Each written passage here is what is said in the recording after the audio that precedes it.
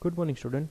Myself, Professor Tawal Chandrana, and we are discussing on unit number 7, transaction processing of my video lecture series, database management system. Guys, we are discussing so many things through this video lecture series of database management system, and I hope you are learning so many things of a database management system.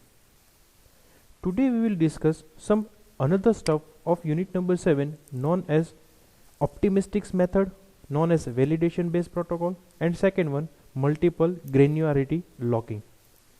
Before I will start my today's video lecture, I will just remind my previous lecture so you can easily identify that what we are learned in previous one.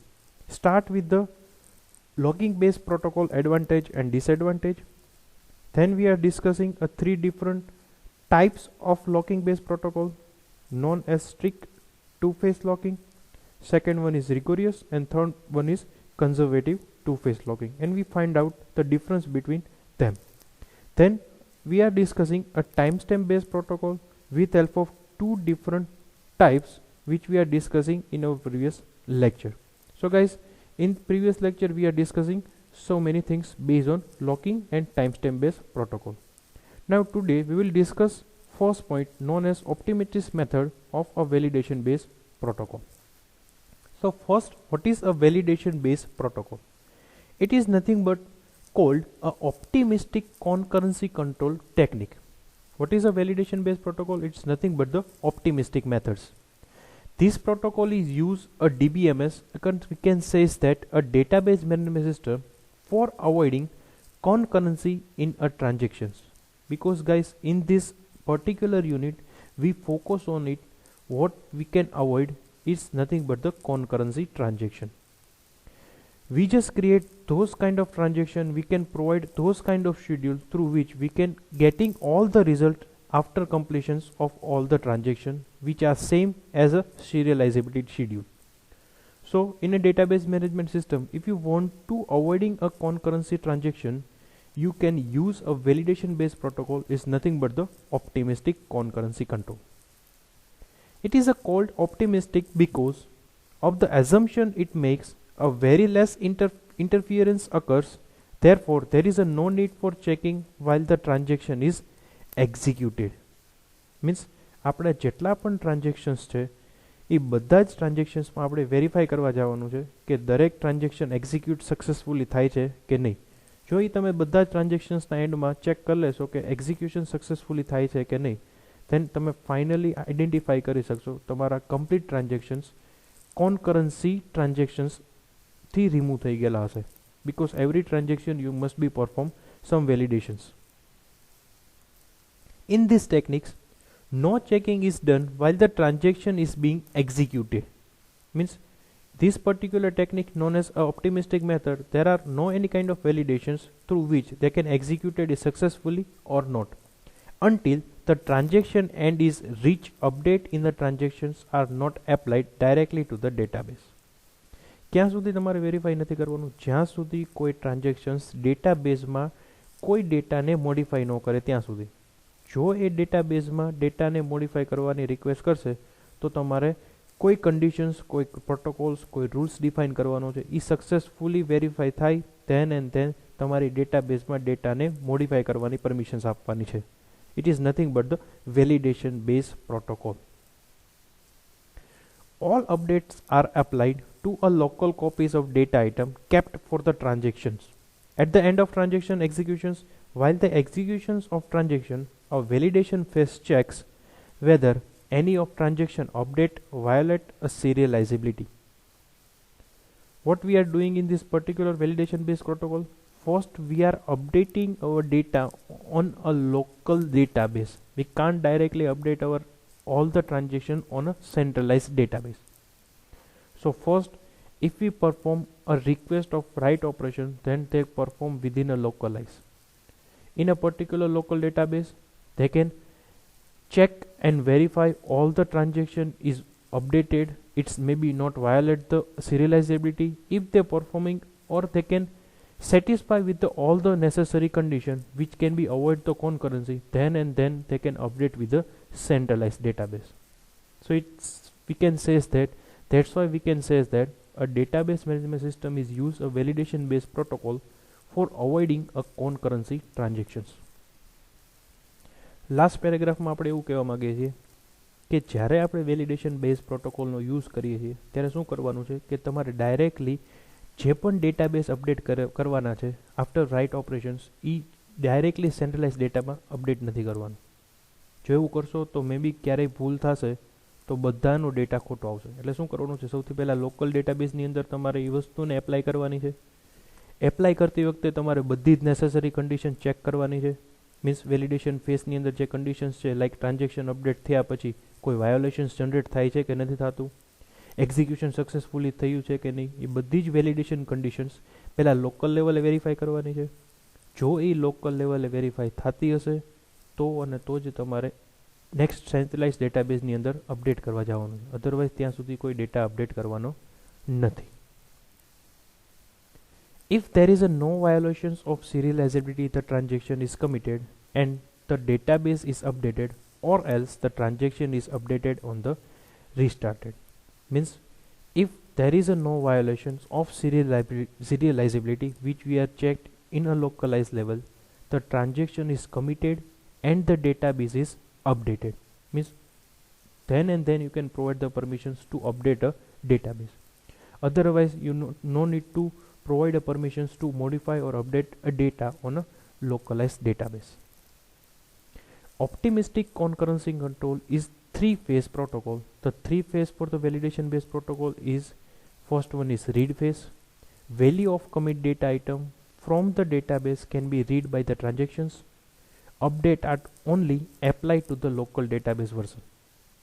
What was the first phase? You just perform a read operations which is committed on a local database. Second phase, a validation phase, checking the performances to make sure that there is a no violations of serializability when the transaction update are applied to the database. It is the most important case through which we can define the optimistic method. What was the second case? A second case mentions that if you want to update or modify data on a database, you must be verified with a violations of serializability condition. If you are satisfied with the local level, then and then you can update with the centralized system. It is nothing but the validation phase. What was the third? It's nothing but the write phase. On the success of validation phase, the transaction updates are applied to the database. Otherwise, the updates are discarded and the transaction is slowed down. If a user wants to update or modify any of the data on a database, if they are verified with the validation phase and they can performing a transaction update are applied to the database. If it is satisfied with the validation phase, then and then user is successfully perform a write phase. Otherwise, they can discard the update and they can start with the from read phase.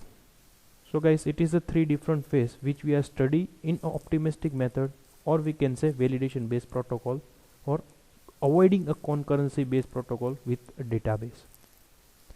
ત્રણ different phase છે. Read phase ત્યારે perform થાય છે જ્યારે તમારે કોઈ data read કરવો હોય, બટ કમિટેડ ડેટા જ તમે રીડ કરી શકશો અને એ વિધિન લોકલ ડેટાબેઝ હશે. Second phase it's nothing but the validation phase.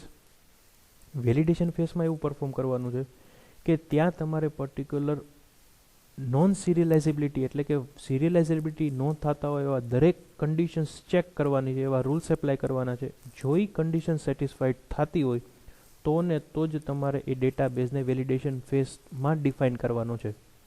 Otherwise ત્યાંથી જ એને રિજેક્ટ કરી દેવાનો છે.